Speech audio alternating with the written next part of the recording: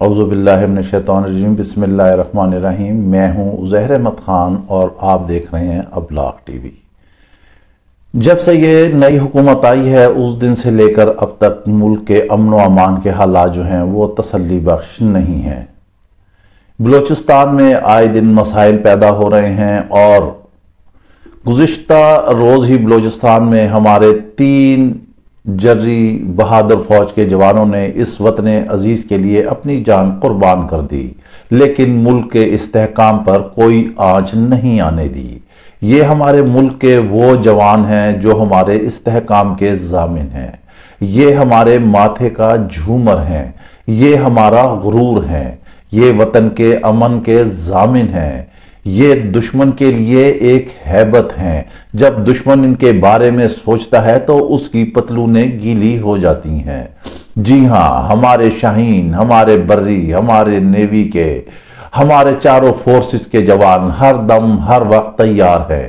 جب دشمن 65 کی جنگ میں یہ سوچتا ہے کہ جم خانہ لاہور میں اس نے جا کر ناشتہ کرنا ہے تو اس کا واسطہ ہمارے میجر عزیز بھٹی شہید جیسے جوانوں سے پڑتا ہے جو ٹینکوں کے ٹینک اڑا دیتے ہیں، سوار خان سے پڑتا ہے، آسمانوں کی بلندیوں پہ ایم عالم سے پڑتا ہے جس نے دنیا کا ریکارڈ توڑ دیا، ابھی نندن کو گرانے والے شاہینوں سے پڑتا ہے۔ ابھی نندن کی چائے ابھی تک گرم ہے اور بھارت کو شاید ابھی تک نہیں بھولی ہے، وہ اس کے لیے ڈراؤنا خواب ہے۔ سرجیکل سٹرائک ہو، ایل او سی پر امن و امان کے معاملات ہوں، وطن کا کوئی بھی مسئلہ ہو، ہمارے جوان سب سے آگے نظر آتے ہیں۔ یہ صرف ملکی سطح پر ہی نہیں، بین الاقوامی سطح پر ان کی بہادری کو تسلیم کیا جاتا ہے۔ ہماری مسلح افواج ہمارے وطن کا غرور ہے، لیکن یہاں کیا ہے، ہمارے سیاستدان خواہ مخواہ انہیں گھسیٹتے ہیں اسٹیبلشمنٹ کا نام دے کر۔ اگر یہ جوان نہ ہوں تو ہمارا امن و امان کیسے سکون سے رہ سکے گا؟ کیا کبھی کسی سیاستدان کا 18 سال کا، 22 سال کا، 25 سال کا، 30 سال کا نوجوان بیٹا قومی پرچم میں لپٹا ہوا ان کے گھر آیا؟ تو اس کا جواب ہے نہیں۔ اس 22 سالہ کیپٹن کے والدین سے پوچھئے جو اپنا بیٹا نچھاور کرنے کے بعد بھی کہتے ہیں کہ ہمارے اگر 10 بیٹے بھی ہوتے تو ہم اس وطن پر قربان کر دیتے۔ ہم فوج کو کیا دیتے ہیں؟ جتنی بھی سہولیات دیں اتنی ہی کم ہیں۔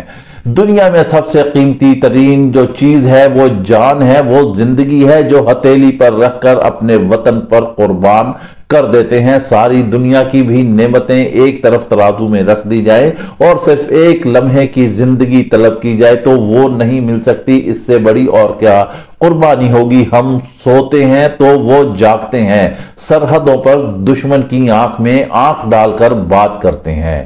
ہمارے سیاستدان پہلے ان کے پاس جاتے ہیں، مسائل حل کرنے کے لیے جاتے ہیں، جب مسائل حل ہو جاتے ہیں پھر انہی پر انگشت نمائی کرنا شروع کر دیتے ہیں۔ کتنی حیف کی بات ہے۔ دنیا بھر کی افواج کو دیکھ لیں، کہیں بھی ایسا سلسلہ نہیں ہے جیسے پراگندہ ہمارے یہاں سلسلہ ہے۔ تمام لوگ جی ایچ کیو کے گملہ نمبر 4 ہی سے اگے ہوئے ہیں۔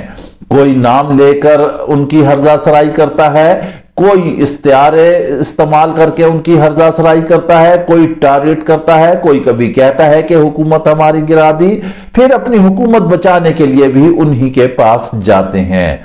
حیف ہے ان سب پر۔ ملک اور قوم کا استحکام ان سیاسیوں نے داؤ پر لگا دیا ہے۔ اس وقت ملک انتہائی گھمبیر حالات سے گزر رہا ہے، سیاسی ہو، معاشی ہو، یا امن و امان ہو، یا استحکام ہو، یا سرحدوں کے معاملات ہوں، فوج ہر دم ہر وقت الرٹ ہے۔ رات کو D G I S P R کا ایک بیان انتہائی زبردست اور معنی خیز ہے جو سوشل میڈیا پر اس وقت وائرل ہوا ہے۔ انہوں نے کہا کہ اگر کسی نے دشمن نے بھی ہماری وطن کی طرف میلی آنکھ سے دیکھا تو ہم اس کی آنکھ نکال دیں گے۔ بالکل صحیح کہا، کیونکہ بلوچستان میں اس وقت دشمن موجود ہے۔ وہاں پر وزیر اعظم نے خطاب کرتے ہوئے یہ کہا کہ ہمیں پتا ہے کہ دہشت گرد کون ہے اور کہاں سے دہشت گردی ہو رہی ہے، تو وزیر اعظم صاحب جب آپ کو پتا ہے تو آپ اسے ختم کر دیجئے۔ مگر آپ آئے ہیں 1.5 سال کے لیے، وہ ٹھیک ہے سیاسی کہتے ہیں کہ ایک جرنل نے چند سال کے لیے رہنا ہے اور ہم نے سدا رہنا ہے، مگر ان جرنیلوں کی قربانیوں کی ہی وجہ سے آپ کی حکومتیں جو ہیں وہ قائم و دائم ہیں۔ آپ ان کے پاس جاتے ہیں، آپ ان کے پاس جانا چھوڑ دیں۔ ہمارے اسٹیبلشمنٹ نے واضح طور پر 2 ٹوک انداز میں کہہ دیا ہے کہ ہمیں سیاست سے علیحدہ رکھیں، ہم آئین و قانون کے تحت حکومت کی مدد کریں گے، مگر جب حکومت ہی خود ہی جھولی پھیلا کر ان کے آگے جاتی ہے تو پھر کیا کریں؟ اب حکومت کا کیا ہے، سیاسیوں کا یہ ہے کہ جس جھولی میں 100 چھید ہوئے اس جھولی کا پھیلانا کیا۔ ان کی تو جھولی ہی اتنی 100 چھیدوں والی ہو چکی ہے، بار بار جا کر وطن کی ہزیمت کرتے ہیں، پاک فوج کی ہرزہ سرائی کرتے ہیں۔ وہ ہمارے سر کا تاج ہیں، وہ جوان ہیں جنہوں نے اپنے لہو سے اس سرزمین کو سینچا ہے اور تحفظ فراہم کیا ہے۔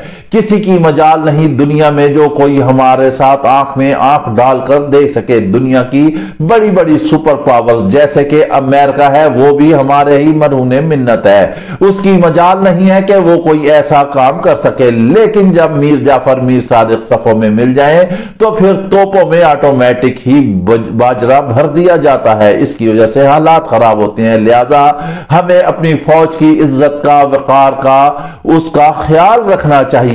پاک فوج زندہ باد، پاکستان پائندہ باد۔ اللہ حافظ۔